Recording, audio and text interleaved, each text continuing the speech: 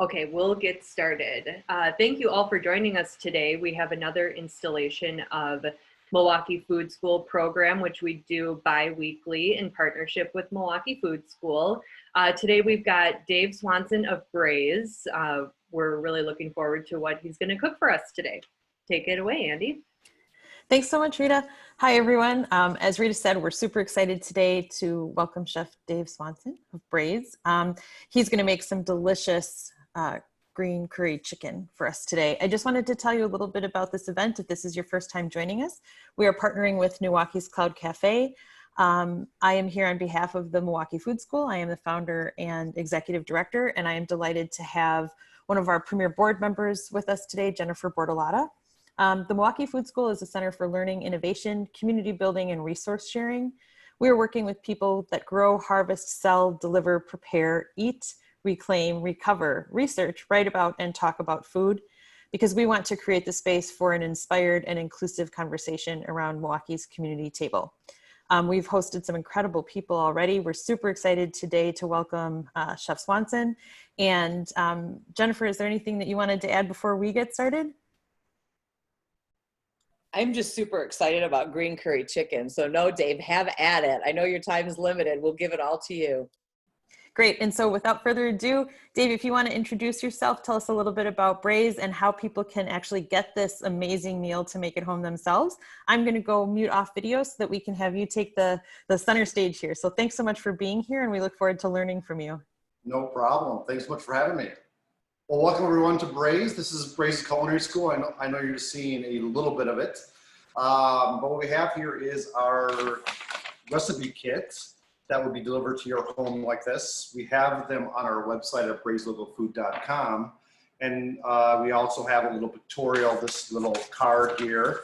You rip it off and go online. It gives you a little pictorial of where to find each step along the way that we do a pictorial on the website, just to give you a little hint. Today it's gonna be a little bit easier with doing a video.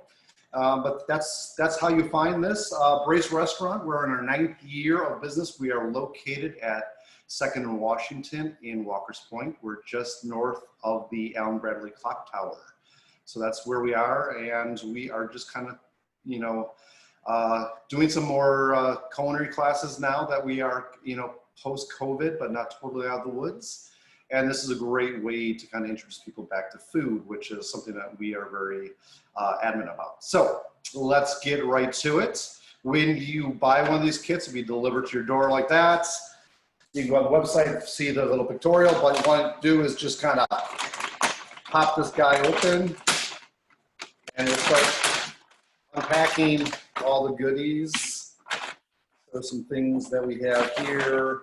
Things are labeled, so you know, kind of, you know, palm sugar and, you know, a little bit of shrimp paste. You have soy sauce and fish sauce here. We have some raw products or red pepper that we need to cut up. Limes for juicing. Spices that are all measured out, which is a good thing. And then some shallots. Then we have a few other items across here, which I'll show once we get into the recipe in earnest. So you'll get a recipe and it'll have all the instructions. So this will be a laminated recipe with 2 sides. Today I'm just working off a piece of paper because I'm messy. So I want to make sure I can just follow this along. But the first thing you'll see on a recipe is curry paste. So we're going to make a quick curry paste. This being a green curry, we are going to use items that are green. So we're going to take some curry leaves, something like this little guy here. It's nice curry leaves. You can buy these fresh at any Asian store. They're great to work with. Nice, vibrant, lovely color and flavor to your dish. What we want to do is grab a little bowl. We'll start prepping these ingredients. So 10 curry leaves. If they're very small, the veins are pretty innocuous. If they are a little bit bigger, you can remove the veins. Similarly, if you do it with a bay leaf, you fold the leaf in half, showing the vein, and then you just pull that stem up all the way, removing this little vein, which you can see here.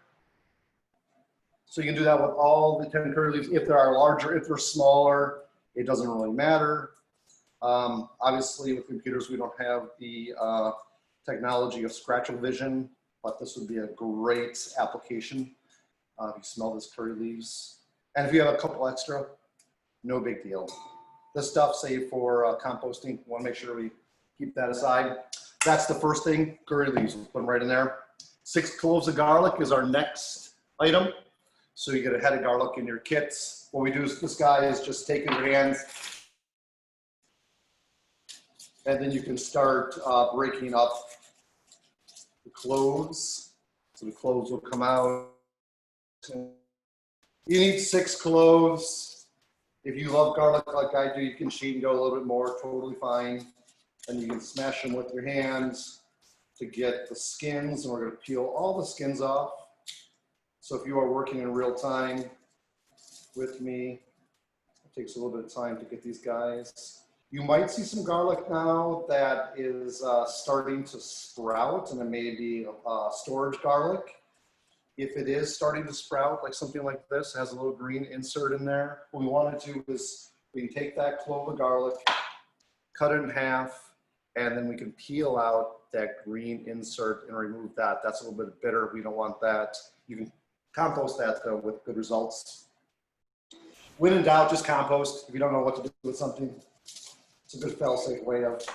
I've got a quick question while you're prepping there from Colleen. She'd like to know if you can sign up for culinary classes on the Braise website right now. You can. We have a large backlog of classes, obviously. So it's going to be something where you won't see many classes in the very near future just because of the backlog we're trying to get through. But it will be, once we start getting through the backlog, it'll be up there as far as what classes are available, probably starting in end of summer when most classes will be ready. But we do have some classes that, depending on how many students are in it and if they have opted out, you may want to check on the website. So you may have 1 or 2 spots available here and there, and that will allow you to kind of take a class. But that's more of a short notice thing. But you can always look at the website to see, or you can email us at info@braiselocalfood.com and talk to one of our managers. All our managers here are named Becky, so it doesn't matter which one you talk to, you'll get one of them, and they'll respond back to you as far as what classes are available, because it is a very fluid situation going forward. All these garlic peels. Hopefully that answers Colleen's question. I think so, and I put the email address info@braiselocalfood.com into the chat for anyone who needs it. Perfect. And there are some great recipe kits on that website, as well as the menu, because you're doing deliveries too right now, right? I know you pivoted really quickly when we started to shut down. Would you mind just talking a bit about that too, so folks know other ways they can interact with Braise? Certainly. So we are doing a regular menu. Our to-go menu is for people to pick up, and we can deliver as well. So garlic goes in with the curry leaves. But then we also offer groceries, which with culinary school, people are always taking classes and then questioning us where to find these ingredients. We offer that. That's a great way that, so we always have eggs, milk, cheeses available, meats available. And sometimes, we have stocks available as well. When people are like wanting to make a recipe and making a paella and need a shrimp stock for that or whatever it may be. So we have stocks available as well. So for us, it was an ongoing part of the business. So when COVID happening, we can just transition over and pivot over real quick, and that's what we did. So it was pretty easy to accomplish that. Thanks so much. I don't want to take away from the cooking because I know you're on a tight timeline here, but we appreciate the opportunity to chat. It'll be something that, you'll have to kind of like prompt me on timing of things. But our next thing on the menu is the green onions. So you can get some nice guys like this where you could just rough chop them.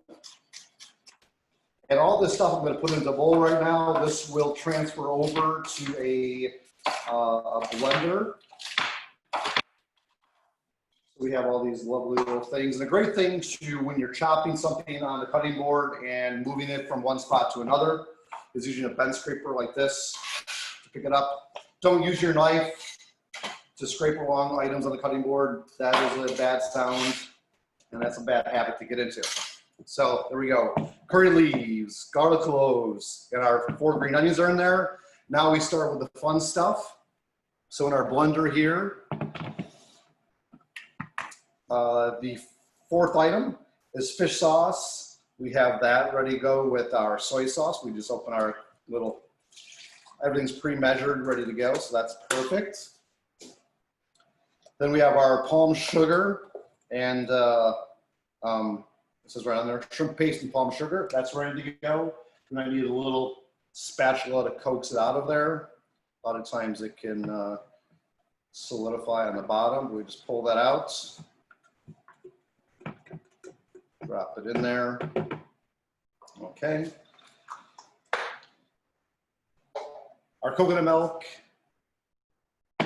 We have a can like this, pre-open it. A great thing to do with this is to shake it up. You know, shake the living daylights out of it to make sure it pours easily. And that we'll use as a quarter cup. We'll need more coconut milk later on. We need some lime juice. So we'll take our couple fresh limes, we'll cut those in half. I imagine that these are some of your favorite flavor profiles, right? The ones you tend to cook are the ones you love the most, perhaps, or? Yeah, I mean, I do love Asian cuisine. I do love Mexican cuisine. I love the freshness into it. I love the simplicity of it. So all these fun things that, well, and I'm just kind of lazy. So, you know, if it's simple and good, that makes life a lot easier. So yeah, we put our lime juice in there, but just, yeah, those fresh natural flavors. I mean, fish sauce I can't get enough of, you know, in Southeast Asian cooking. That's a great thing. Lime juice is great. Obviously, you know, everybody knows about limes in the middle of summertime and dunking them in their beer and stuff like that. So that's our lime juice. That's ready to go. Could someone make this with coconut cream, or is it important to have coconut milk because of the viscosity or the thickness? You can use coconut cream if you want to. You can also always adjust the viscosity by adding, you'll be able to see, like, when we're progressing the recipe and you know, cooking it, we can alter the amount. You can add a little bit of water later on in the process. Not a huge issue. Okay, so we're getting close to the end. We need some green chilies, which we have a few here. So we're going to cut those guys. Now, a warning about chilies is all the heat is kept in the veining and the seeds. So remove that if you are a little adverse to all that heat. But if you love it, keep the veins and seeds in there. And wipe your hands off after handling, because you don't want to be touching any parts of your body, eyes, nose, things of that nature, which would cause severe pain. Okay, other things we need is a little cilantro. So we take a little bunch of cilantro, and a quick way to get the cilantro off of your bunch like this is to take a sharp knife, and we're just going to shave the leaves off as we twist the cilantro on our cutting board. And this will allow the leaves to come off without having a lot of stems. This is applicable to Mexican cooking as well. So now we have all these wonderful leaves, and then the stem, you'll see, is ready to, all its life is given up, just stems now, but save that for composting or stock. That's great for that. You can go a little bit, that was a smaller bunch of cilantro, so I'm just add all of it to it.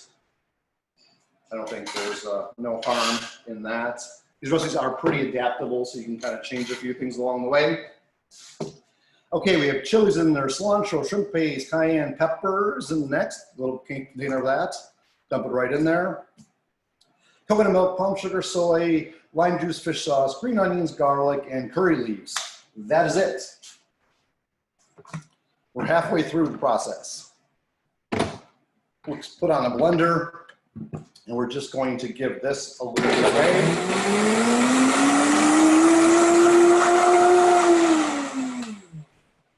I'll get that mixed up. Now we can add the curry leaves, the garlic and stuff. And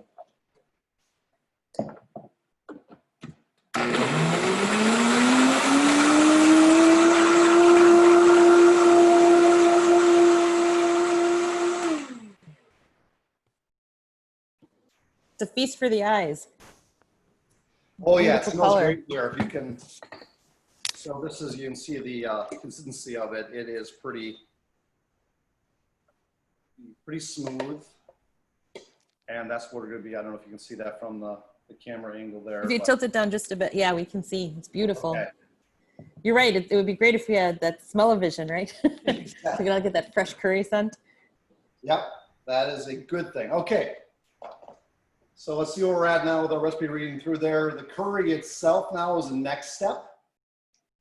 So that we have some oil we need, vegetable oil, we need some shallots that are sliced. So we're gonna take our shallots, just clean these guys up. I can move this bowl out of the way if it's in your field of vision. So clean the shallots, peel them. You want to make sure you take all the dry of the skin off. Save that for stocks. It's really great for future stock making. That is all just dehydrated shallot skins, which is a lovely little flavor to add to your stocks. So save that. You can see how frugal I am, but in the kitchen, one needs to be frugal to make ends meet. It's a great point. Can you talk just a little bit about ingredient choice? A question about whether or not shallots or onions are interchangeable in this recipe, for example, or why you'd choose shallots over something else? I chose shallots in this because we had a number of shallots from a farmer, so that's what I had. But you can use onions, you know, interchangeably. The shallots have a nice, bright onion flavor. They're part of the allium family, so they. I like the flavor to this, but by all means, you don't need to have those. You can use onions, which sometimes at home too. I just use onions, and that's what I have. But at the restaurant, we have a number of lovely shallots from Parkridge Organics up in the Fond du Lac region, so we wanted to use them up before they started sprouting. That's why the recipe calls for shallots.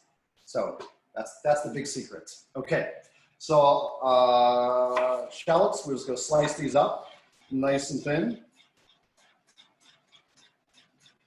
So the curry paste can be made ahead of time, a good day ahead of time, totally fine. And then you can prep up these other ingredients as well, the shallots. I think we're all marveling at your knife skills. Well, yeah, we do a lot of knife classes as well, teach people how to work with knives and all that fun stuff, because what I tell people is the quicker you are here, the more time you get to drink wine. So there's always the carrot. That's excellent. There's the carrot, which is the wine. The stick is you still got to do your prep work, you know? So it's one of those things. And then all these little end pieces, I save them for stock making as well. So we have our shallots ready to go. Our little end pieces for our stock. We'll save that. Okay, so we need one red bell pepper cut into slivers. This guy here. We'll cut the shoulders from the shoulder all the way to the stem off. And then save this guy. We'll use that for stocks as well. And then we'll take the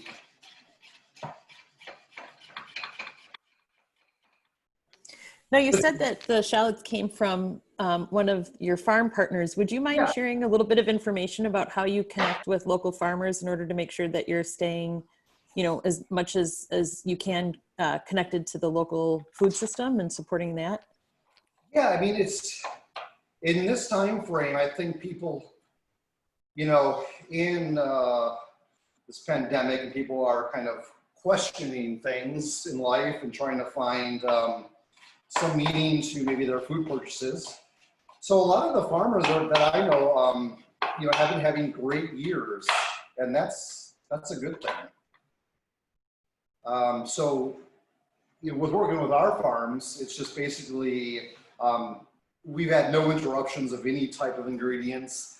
The only issue that we, you know, started having was in the very beginning, some processors were, you know, laying off people, and they're just worried about small processors in, you know, small areas, small little towns, and they were worried about, you know, their community being struck by COVID. So a lot of times they didn't run 6 days a week. They may only have, we're processing 3 days a week. So we just had to do a little bit of juggling of that, but that only lasted about 2 weeks, and that's about it. Other than that, we've had no interruptions of any types of food. And in fact, in a pandemic like this, it's really kind of seeing the local food system, how resilient it is. Most people were calling out and hearing reports on news stations about the larger food system and how fragile that is, especially with meat shortages and things of that nature. We didn't have to worry about any of that stuff, which is yay local, go farmers. And that's amazing. Kind of, it is amazing. Next thing is asparagus. So it's a wonderful thing to kind of keep in mind when supporting that, because you are supporting your neighbors. You're supporting the next town over. You're supporting people that are, putting their kids to school, supporting those little businesses. It all helps. So that is one lovely aspect about the local food system, which, we can talk about food, we can talk about the economics, we can talk about the environments. And you guys, we see those positive effects very easily, which is, a nice thing when you get in your car, drive down the street, and you can wave to John or Joe or Sarah, whoever it may be, and they're supplying you the things that you need to open your restaurant, which is a fun thing. Dave, are you aware of anybody offering CSAs if people are interested in supporting farmers through boxes?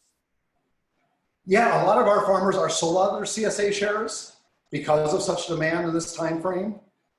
So I don't know any farmers right now that have an open CSA, but there's, Hannah from Kaleidoscope Gardens. Check into her website. She's always able to adapt and help people out. So what we're doing with asparagus is cutting into the tips, and then the stems we just sliced up. So now we have those items ready to go. Only thing we need to worry about is our chicken, which becomes broken down in the kit. You can probably see that, or maybe you can't see that. It's a little bit bright with here. So it's chicken, just chicken legs and thighs. So that's all our mise en place for the curry with a little more lime juice and basil that we need, but that's later in the end. So let's start cooking. Does that sound good, Andy? That sounds great. Yes. And I'll pause the questions for now, just with a reminder to anyone who's got a question to go ahead and put it in the chat, and we will ask when Chef takes a break. Yeah. So the next step is going to be searing our chicken off. We'll use a large saucepan like this. You want it large enough to hold. In this case, I have 4 pieces, 2 legs, 2 thighs. So make sure that I can evenly hold those items without overcrowding the pan. If you are going to overcrowd the pan in that sense, go ahead and do it in batches. So we're going to turn the heat on. We're going to go to a high heat. I'll just slowly turn the fan on just to make sure. So want to get the pan on the heat, let it get warm. Once it becomes warm, we have the oil measured out, ready to go in the kits. So just basic vegetable oil. You do have your curry paste, that's ready to go. We do have our shallots. I'll put those on the plate so we can all see what we're looking for.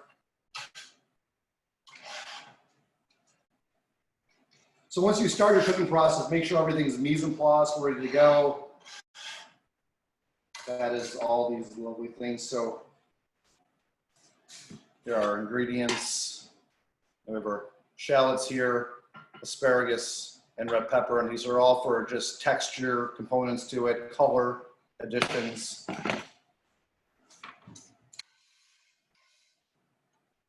Okay, so now our pan is nice and warm. Pour our oil in there. Now we want to let the oil get hot. While the oil is coming up to temperature as well, we will season our chicken on both sides. A little salt and pepper.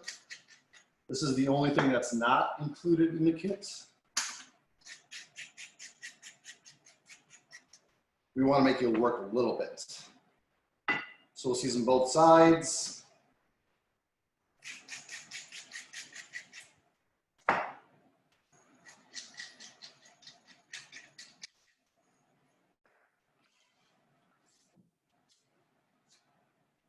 Get a new fresh towel now with working from the protein item, switching over to vegetables. I'll make sure I keep my area sanitized.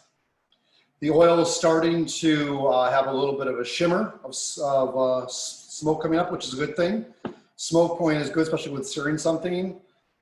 You have a good amount of leeway, so make sure the oil starts coming up to that smoke point. That way you'll allow a nice sear. When you are searing or sauteing, you always want to hear that sizzle in the pan. If you don't, turn your heat up. Make sure you have a good ventilation. There's a hood above us, so we'll start turning that guy on. Hopefully it's not too loud, but I think that'll work. Now on here, we'll put our skin side down of our chicken.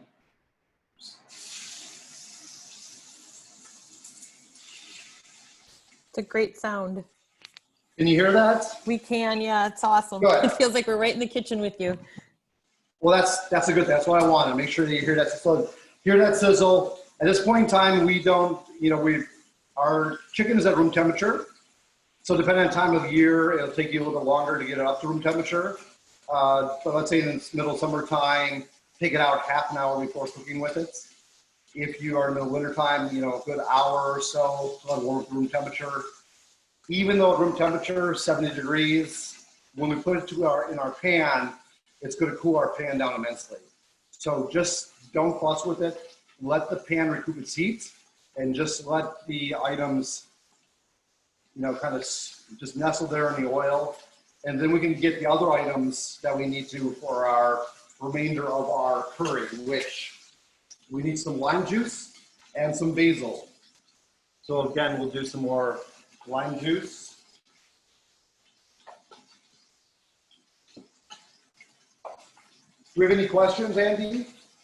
Well, we've got some comments. So Jill, who's watching on Facebook Live, is grateful for the many practical tips that you're offering. And then we've got some feedback that Jennifer's sharing in the chat about some of the terms you've used. Mise en place, for example, just letting folks know what that is.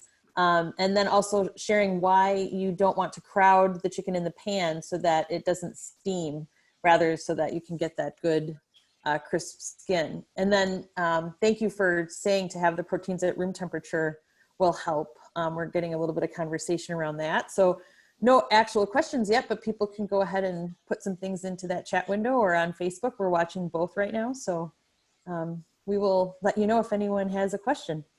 Got it. It's one of those things too where people ask us like what kind of equipment we use and what kind of pans we use and why doesn't anything stick in there. And if you follow those guidelines, making sure you have enough room between the pieces of your meat or vegetables that you're searing, it'll allow for a good flow of the air to it and without cooling the pan down too drastically.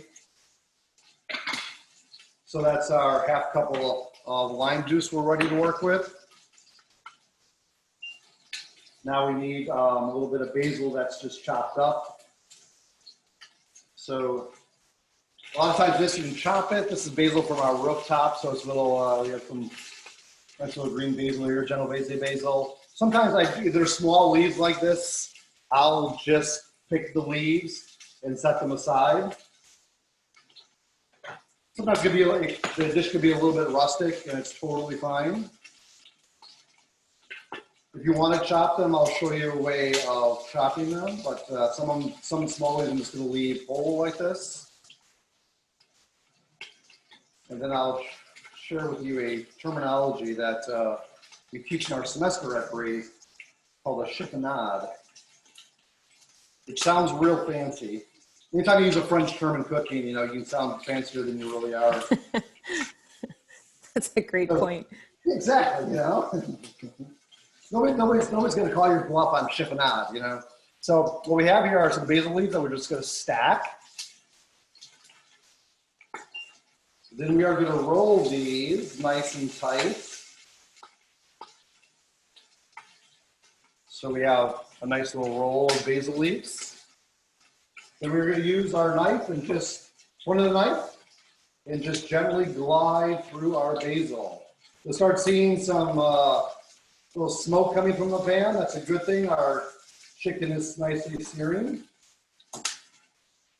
We do see that. So our little chiffonade, I'll show you that. It's just real nice. It's just a real nice little chiffonade of basil like that. Beautiful. It won't, brown on you. The chicken now is nicely seared. So you see I haven't touched the pan or anything until right now. The chicken is starting to get a nice little color on the outside. That's great. It's a golden brown color. What I'll do is I'll move it in the pan, keep the same side down, but move it to a different spot in the pan so the pan can recoup its heat.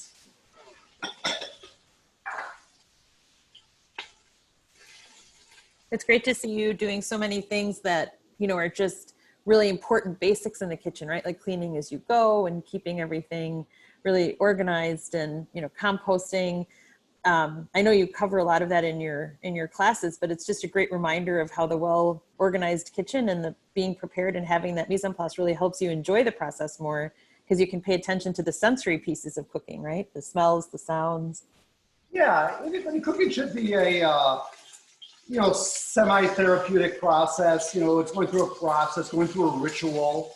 So it's nice having those steps along the way that you can always tie to. So our recipes that we develop here are in that French method and technique. It allows people to kind of grab some semblance of what they're doing. But for us, it's great to understand that, we can compost, we can use the vermiculture program.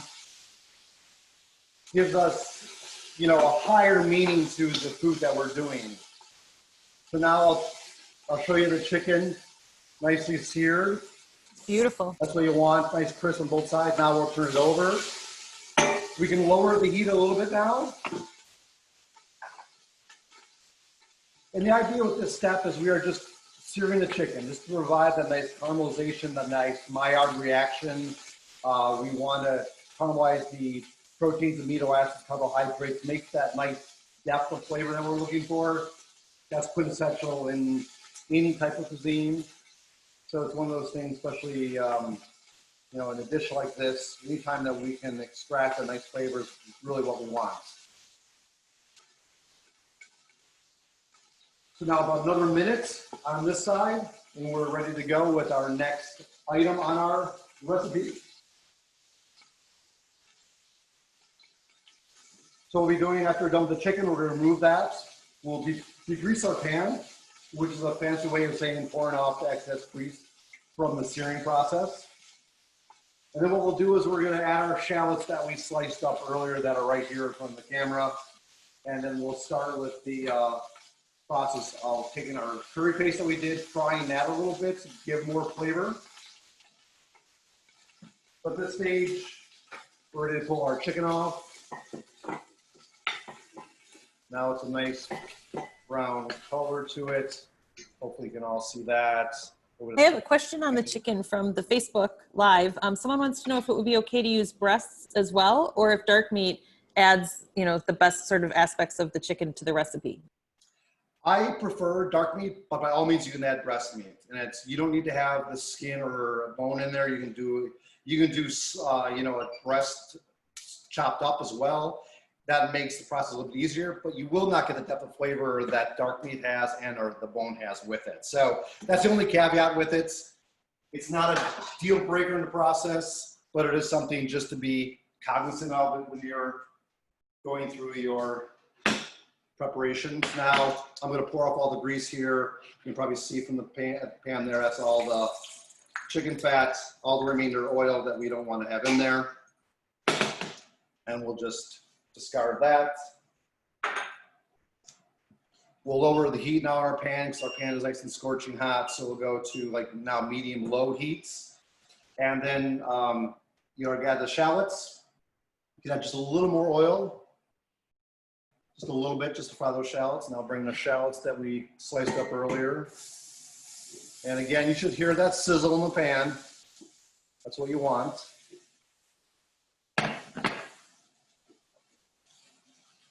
Just give my hand a quick rinse there. This is a step that using a wooden spoon is your utensil of choice here. whenever you know, are grabbing something like, you know, tongs, everybody wants to make sure they can cook the tongs, make sure they work. Same thing with the wooden spoon, people want to smack and make sure the wooden spoon works. It's kind of funny seeing people go through that process in the culinary school, just grabbing something and working, you know, like, okay, I got to grab a spoon, now I got to smack it. I don't know what it is, it says about human nature, but it's a fun little thing. It feels good, right? Exactly, yeah. You know, everybody grabs the tongs, they just kind of click them to make sure they work. So I think that's always kind of funny to see that happen. So no matter what class we're doing, no matter what age, they always have to, you know, snap the tongs a little bit. Well, we're all curious by nature, right? So I think cooking is one of those skill sets that allows us to express our curiosity and be playful, but also really learn to perfect our skill. It's a lot of fun. Yeah, exactly. I mean, cooking should be fun. If it's this arduous process, we're not going to get into the kitchen. So we want to make recipes that are approachable for guests, so they don't feel like, oh my God, I have to make a ramen that's 37 steps and 8 days in process. You know, we don't want to do that. We want to do something that, you know, within a half an hour, 45 minutes time frame, you can put a pretty good meal on your table for your friends, family, or whoever else is coming over. Maybe it's just yourself in these times, who knows? Our virtual dinner parties, right? Exactly. I mean, there's It'll be a fun cooking club idea. Everybody gets a kit from Braise and logs in and Zooms and sees if they can follow along. yeah, exactly. We have to figure out how to create a virtual judge to judge who does the best in their dishes. We would just have to bring you back for that, I think, right? The ultimate authority. Yeah. And then you'll have Half to pound, include crap. beverages because, of course, it wouldn't be a club without that, right? Yeah. Absolutely. Yeah. So what we're doing with the shallots is we are going to fry them. You hear the sizzle going on, that's what we want to hear. And we're kind of frying them till they're lightly golden brown. This sweetness that we're creating in this step is going to counterbalance with all the heat and acidity that we have with the lime juice, you know, the basil, all the fish sauce, all those other things that we have in there. So it'd be a good juxtaposition and a great foil for those flavors to kind of all come together and marry. I don't know who Mary is, but we talk about Mary. She's important. Yeah. We always talk about Mary every once in a while, but you can kind of see I pull the shallots out, you start seeing they're getting a little bit of color. I don't know if Beautiful. you can see that really well. We can, yeah, it's gorgeous. Okay, it's starting to get a little bit of color. We still need a little bit more, but that's the sweetness we're looking for. And you can see they're not drowning in oil. We don't want that.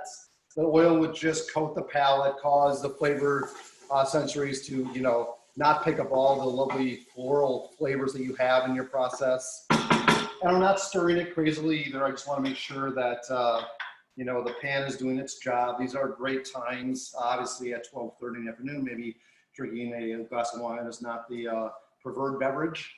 But these are great times in this time frame. Just take a little sip of wine, let it work. We always have those jobs of those type A personalities who they need to kind of constantly stir stuff. You know, there's something you can be doing with in that time frame. I rather just, you know, grab a little wine. I think that's great advice. One thing that I know that this pandemic experience has taught many of us is the importance of gathering around the table and taking our time to do things. And yeah, look at that beautiful color. Yeah, just getting a little color on those shallots like that. So the trick with the shallots or onions, if you're using them, it's totally fine, is just to make sure that they're sliced thinly so this process doesn't take too long. That's all you want to do.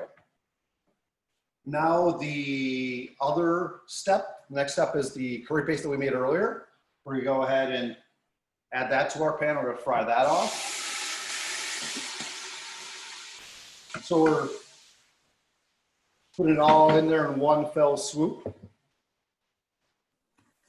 Now, Chef, just to give you a time check, it's 12:42. I know we've been chatting, so I'll keep boy. that to a minimum, but I just wanted to let you know.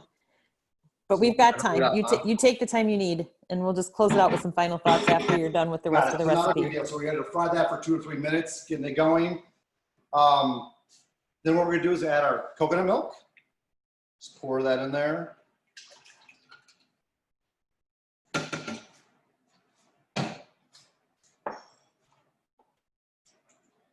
And what I'll do is hopefully, too bad we didn't have a camera overhead, but I can show you the color now of the curry. I don't know. Oh yeah, if you tilt it down just a bit, absolutely, yeah. Okay. Yeah, so it's got that nice, lovely green color to it. It's diluted with the coconut milk. Now there's a nice sweetness to it. So again, Andy, you have to invent that scratch vision so we have it. Yeah, I'll get working on that right away. Yeah, in your spare time. In my spare time. Yeah. So now we're going to bring this up to a simmer. And then what we'll do is we will introduce our chicken and keeping the skin side up. Just nestle that right in your sauce.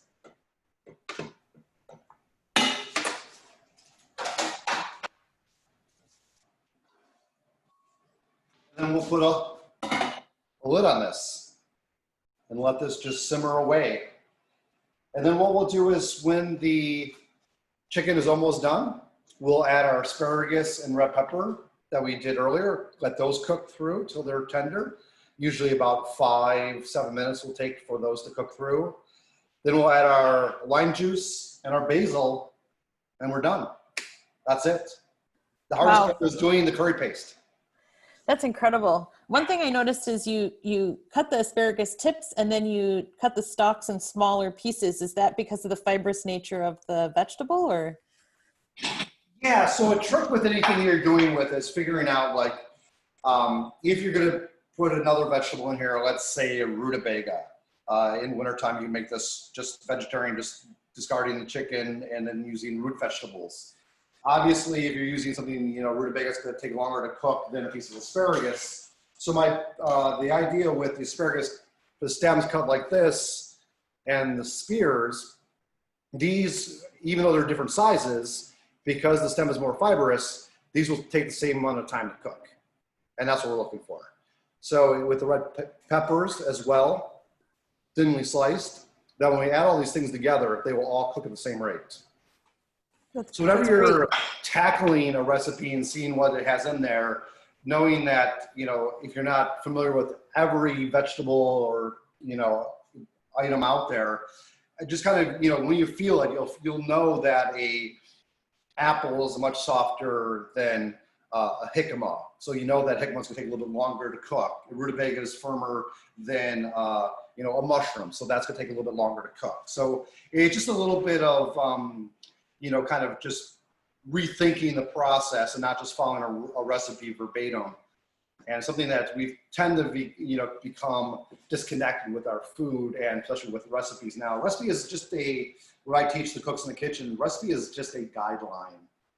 It's not the end all be all. If the asparagus is watery or the red peppers are not in pristine condition, or again, the question back to onions or shallots, you can definitely interchange those items. It may just affect the flavor profile very little, but nothing that no guest should cancel a dinner party in a part of your house if you use onions in your green curry rather than shallots.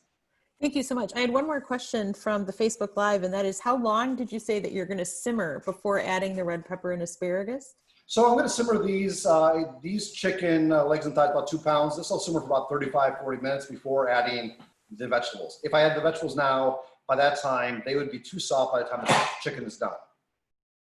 Thank you so much.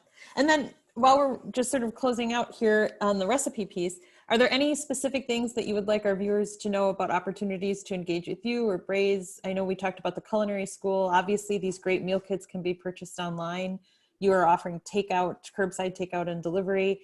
But what are you looking forward to this summer with, the roof garden or any of the other exciting things you have coming up? Yeah, so the next step of our reopening process, we're opening our patio up. Our deck will be open up in a little bit. And the idea is that if people want to come down and wait for their to-go order, or if they want to have their to-go order as they can sit outside and dine. So that's just another aspect. We're not going to open the dining room up quite yet, but they can still have the Braise experience just in an alfresco setting, which in the summertime, don't we all like to get outside and enjoy the lovely Wisconsin weather for the 3.5 weeks that we have it for. Absolutely. I think food tastes better when you're out in the open and you can enjoy the beautiful fresh air. So certainly, that's a great thing to look forward to. Yeah.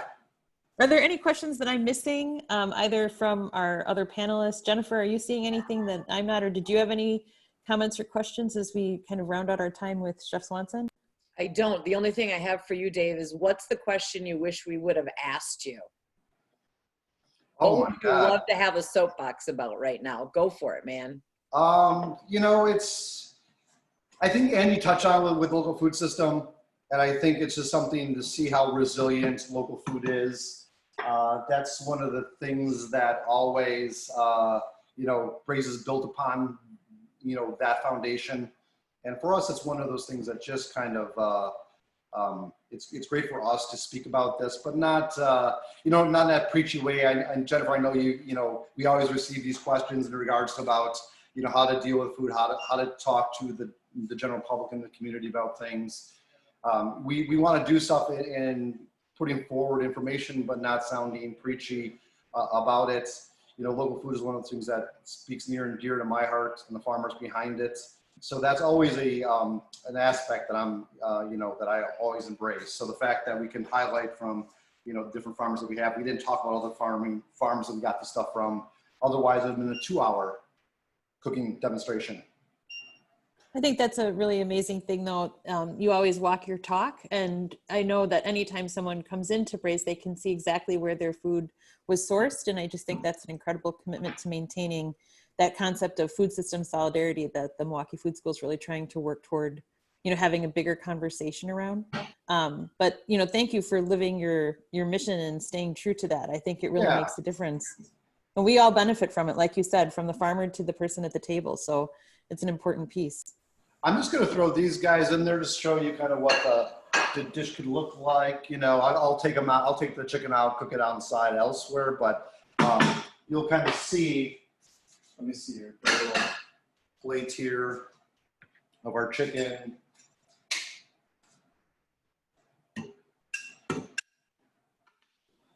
I'll just tell you too, Dave, our Facebook, right now you're on the Facebook, you're actually adding the coconut cream. There's a slight delay. So if we get other questions in, I will be sure to shoot them your way and then we can post the responses. But yeah, thank you so much for answering all those questions. Quite the delay, and then we just kind of spoon the sauce right over.